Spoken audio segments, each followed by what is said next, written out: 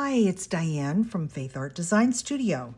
In this video, I am going to be showing you the junk journal that I am creating for Faith Journal July, the Exploring Joy Challenge that Debbie from Pouring My Art Out for the Lord and I have created. Now, my kit is called Rejoice Rhapsody. What Debbie and I did is we've created a joint kit that has the Bible study for exploring joy, and it has 20 pages of ephemera. It's very neutral. My kit is called Rejoice Rhapsody, and you're going to see how it's a riot of color and patterns, and it's kind of dazzling, and it's kind of a kaleidoscope of colors. Now, why did I choose this?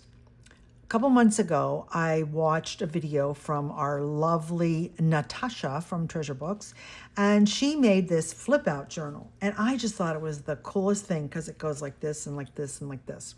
And at the time, I thought, well, that's a lot of pages. I don't know what I'm going to put in that, so just keep that thought in mind. Well, when Debbie and I decided to do the Exploring Joy Faith Journal Challenge for July, I thought about that kind of journal would be so fun to do, right?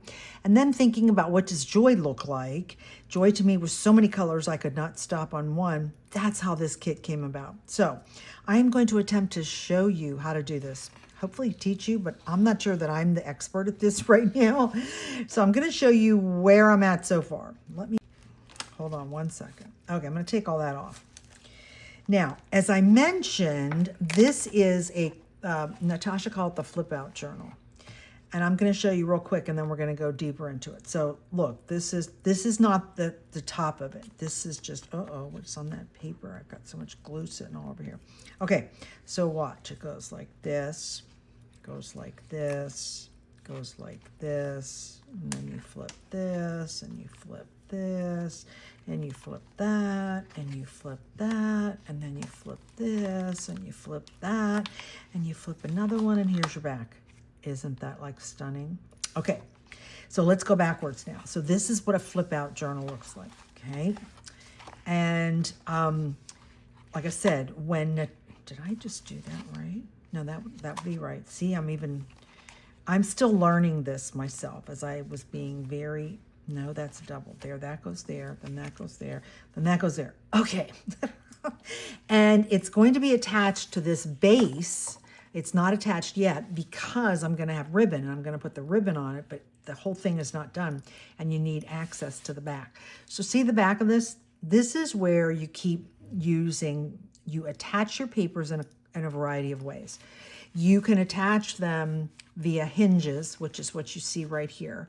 You can attach them by just having a fold and then gluing it down. And then you can attach them with washi tape. And then you're gonna, when I'm done, as I said, it's gonna be on this base. So this is what the base of it would look like. And I loved that page. That's the first page of my kit. So that's where I'm at so far. Now, the reason I stopped adding is because I wanted to show you how to do it because I've already done all this, right? So you get to learn from my mistakes / from my learning, okay? So I've made some more parts, and that's what's all sitting here. And I feel that once we attach these, then this is going to be done, and I think you'll get the point of it. So let me show you this is now going to be my top, right? And this is a beautiful piece that Debbie made for us. And I've used a CD envelope. You're going to flip that there. You're going to flip this here. And I've got stuff I'm going to put in there. And then this goes right here. And it's attached to this, which is going to be attached over here. Interesting, huh? So this would go like this. And then this one will be next, my teapot, and it's going to come over here, and I've got a fold. Now, most of these, I have not done any adding of ephemera and decoration. I just got to get this, putting it all together down, right? This is going to be over here. This is going to be over here. This is going to come over this way. This one goes that way, and then this one comes back over here, and then we're ready to put it here, okay? Now, do you understand why my kit has 38 different colored pages? because I knew, as I said, I wanted to express joy in all the fun colors, number one. And number two, I realized with this style of journal, you can have every page be totally different. All the other journals that I make, I'm pretty much like, here it's kind of an all green and tones of green, or it's an all blue. This one, I just wanted this to be bold and speak about joy. So that's what we're going to do. Now, a couple tips. Oh, I have to like go backwards, don't I? That one would go there. See, I have to remember how I was doing this. Okay, this one's going to go there. That one's going to go there. That one's going to go there. That one's going to go. Yes, we got it back. Okay, so here's how to do this. First of all, the first thing you have to decide is you're going to make your base, and you need at least cardstock. You don't have to use a heavy board or anything like that, but you need a piece of cardstock. You need to decide how big your journal is. This is actually a pretty large journal. Now let me explain to you the size that I chose, and there's a reason I chose this size. Because when you print my papers, or when you look at my papers, let me get a couple out that I haven't used. Okay, let me show you something. Okay, so when you print my papers, as I mentioned in my little intro, I printed all of mine on 48-pound matte photo paper cardstock, okay? And the link is in the description. So they're pretty sturdy. And you see this giant graphic. Now, this is just printing it the regular 8.5 by 11 size page. I didn't reduce any of this. So in making my journal, I realized, well, if that's going to be there, I don't want to make a tiny journal and then you're going to miss all these wonderful graphics that I made. So I chose to make it, I'm sure I'm going to say 10. It's 10 high, so the paper's normally 11, right? And then I went 8.5. So to be honest, it's a little bit less than 8.5. I'm adding all this. It's probably about 8.25. So I cut a little bit off the sides of the pages. The reason I did that, so mine is, as I said, 8 by 10 overall, is because I wanted to see my gorgeous graphics. So that's the first thing you're going to have to decide. Number one, decide what size flip journal you want to make. Now, if you want to know more about this before you start yours, I have the link to the Natasha's video in the description. And you're going to watch it and be just like me. Oh, that looks so simple. It's just flip, flip, flip. I've had to watch that video 4 times before as I'm making this journal because I thought I heard everything and then I really didn't. So she makes it in different sizes, but they're pretty much probably an 8 by 10. So you want to decide if you want to make an 8 by 10. Let's assume you want to make an 8 by 10. Then the first thing that you're going to do, let's open this all back up because we're going to start from the beginning now, right? Okay, so first you decide the size, as I just said, that's your number one step, right? Number two, pick the paper or the design that you want in as your base. Now, I picked this without one of my large graphics because I thought about a couple things and I haven't decided yet. So you're going to have fun watching me make this journal.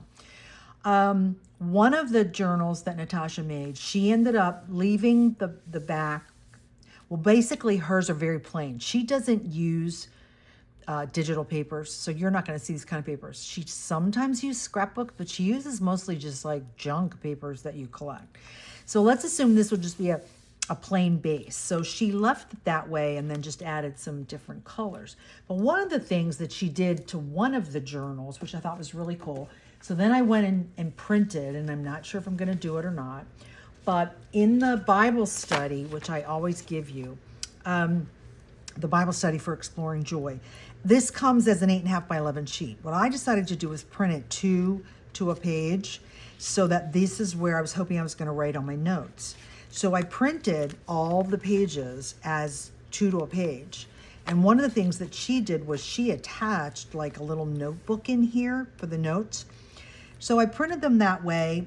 And then after I started making the journal, I realized that's probably not going to work for me. And so they're printed here. I think the way I'm going to actually use these is I'm going to use this, and I made them small enough so that they could then be inserted into a pocket, right? Okay, like in this one. See, this would fit in here. I could actually make it even smaller. There's a pocket that I made right there, okay? So one of the things you have to think about is, are you going to add all your notes? Now, let's talk about that for a little bit. One of the things that you hear me talk about all the time when I'm talking to junk journalers about adding your faith is, it's wonderful if I made this whole journal, like you've seen a little bit of it, but if I don't add anything to it, to me, it's an empty vessel. Why'd I spend all that time and money and energy making this? It's a pretty journal, but it's an empty journal. So it's not going to mean anything later on.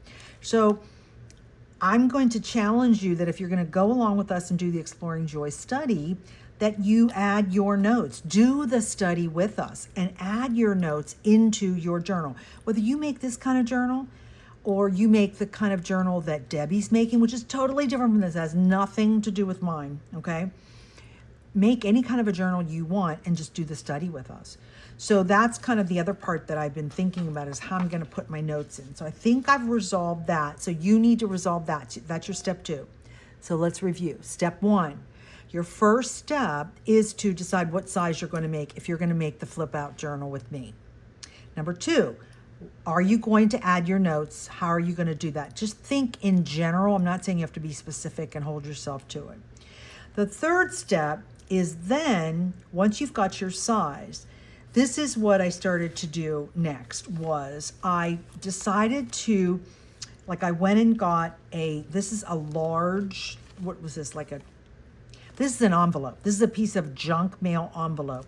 And it's actually this size. This is the way it is. And I folded it in half and I cut into there, and then I left the window. This was obviously some paperwork, probably from my medical company or something like that. So that's what I used it.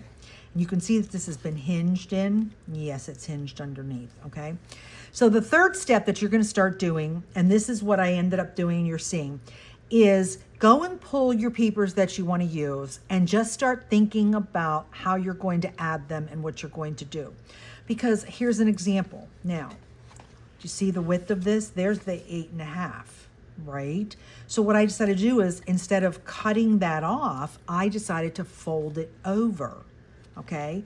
And then I've added it inside that way. So now I can open this up. I can put a pocket here if I want to put my notes in. So for right now, what I'm gonna show you is the third step, as I said, start making each page. Now, you have to decide when you're making the page which side it's gonna be on, because that's gonna change the orientation of your page, right? Okay, this goes there, that goes there, this is gonna, okay, why is this acting weird right now? Okay, there we go. And then this is gonna fold over here. So here's another example, okay? Now, what you can see here is I glued this paper onto the back, right? Now, here's one of the pages. So I've cut some of them down. So you want to think about, from an artistic perspective, you want some short from a vertical perspective, and then short from the horizontal perspective. See this one? This is just one envelope. That's all I decided to do. And the opening of the envelope is where I stuck it to the back. Okay, so see how I have narrow and then wide, and then here's another one, right? So again, I just folded that page. So start getting your papers out, pick the ones that you like, and then I'm gonna show you exactly how to do that, okay? And here's then an even wider one, because I didn't want to cut so much of it off. And then you're going to do like rounded corners and that kind of stuff. So let's go backwards and let's close this back up so I can go back and show you. I think it goes that and then that, which means then this would be next, then that. Then see how it's one and then the other. Now you don't actually have to do it that way. You can leave it all one way. And see how this is tiny? You know what, this is wrong. I can already tell you. That goes, no. Oh my gosh, this is what I kept doing. This is why I didn't start and video this as I was making it, because this video would have been 5 hours long. Okay, here's the base. Start with, this must go down first, then this must be second. And somehow the glue's off and I'm gonna have to come back up. Okay, then this one comes here. Then, yeah, that's looking better. That's working better. So I made mine, see what I'm saying, to go, oh no, where did this one go, Diane? If that goes there. Oh, see, okay. And I have this on camera, and I have to laugh because I think this is a great journal, but can you tell how frustrated that I got with this? Okay, I have to remember how to make this now. So that was there, that was there. Then this comes from here, then this goes over here, then this, then that. This is what seems strange. Okay, let's pretend that's the way it went. Okay, so when I said start making pages, before we attach them, let me show you what I'm talking about. Okay, so here's what I did.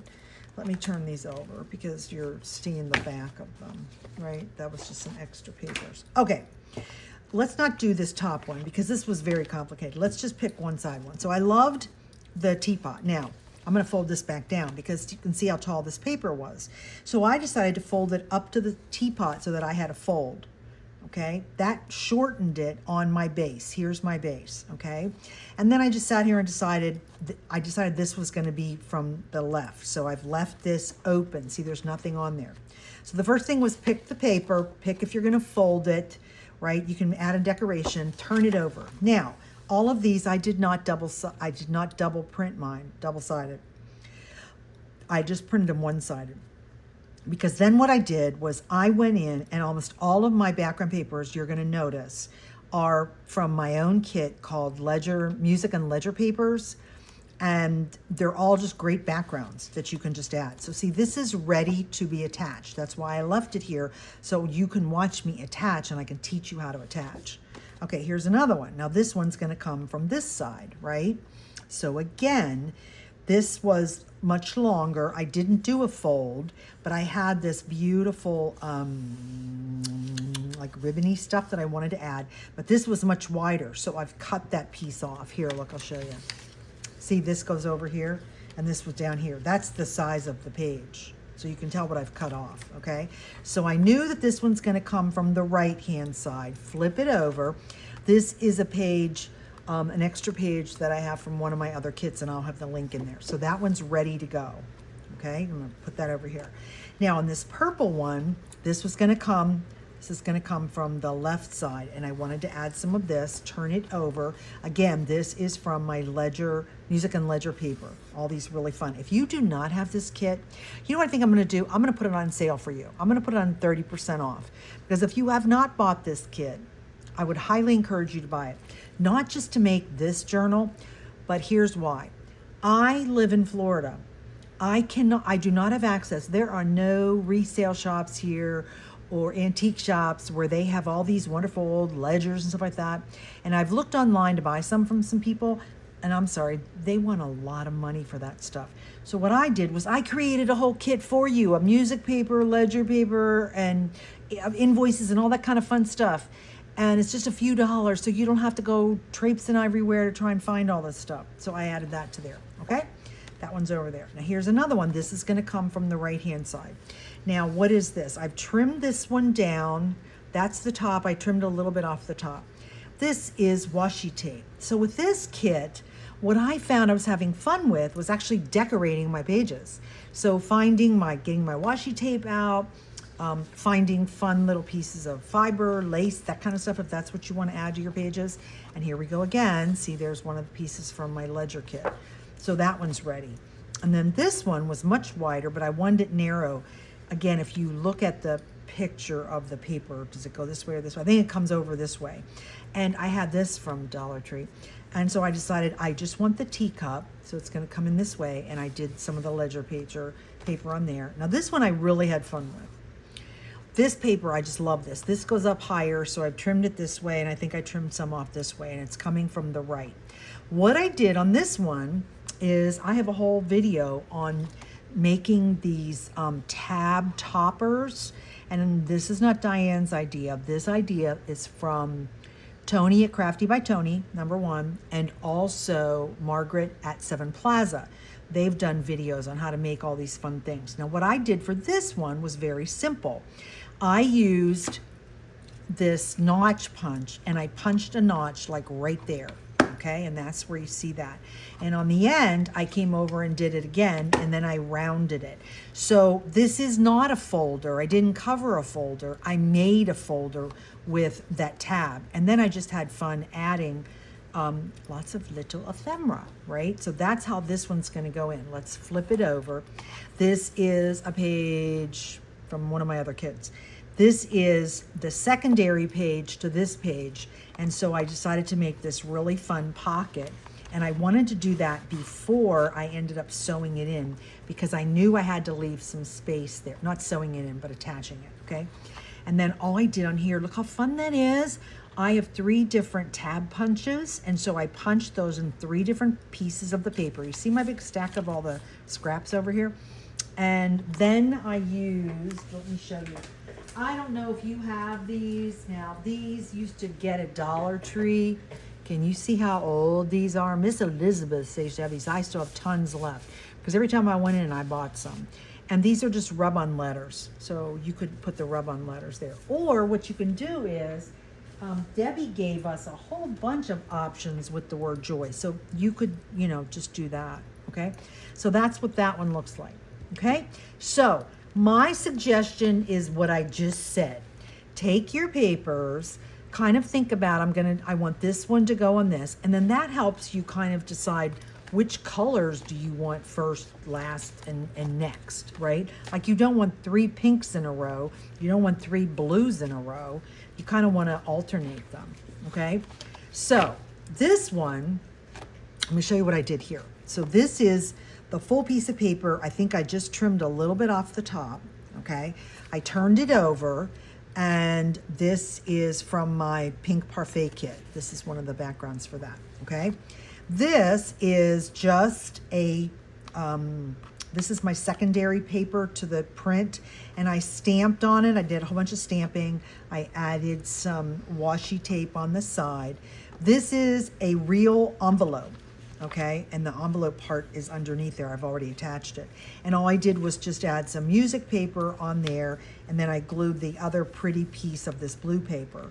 This, as I said, is the envelope from, I don't have one sitting here. Nope, I don't. I thought I had an extra one. Anyway, this is a CD envelope, okay? And most of the times when I'm using window envelopes, I just mark it off and collage on the top. This one I did not decide to do that. What I decided to do with this one is I did some stamping. So I just some stamping, then I added some thin washi tape, put some little fibers. No, this is actually embroidery floss. And then that's the joy. Doesn't that look like fabric that Debbie made for us in her kit? And then inside of mine, I'm not gonna add anything in there. I left the pocket open. I guess I could, but I just attached that in there. Now, how did I get this tiny one on here? Now, this is where, see, it's this page. See this page? This is where you have to know your printer. What I did was I went into the PDF, and I opened the page, whatever page number it was, and I reduced it, to 65%. So now it printed, and it was only like about that big. So I knew I needed it small enough to be able to fit into the circle. So if you've never done that with your printer, you need to teach yourself how to do it. You need to teach yourself how to do a print of certain pages at reduced size, and then you need to teach yourself how to do a print 2 to a page or 4 to a page and stuff like that, so that you can do that. That way you're really in control, and your digitals end up being extremely versatile, okay? So that's how we made that.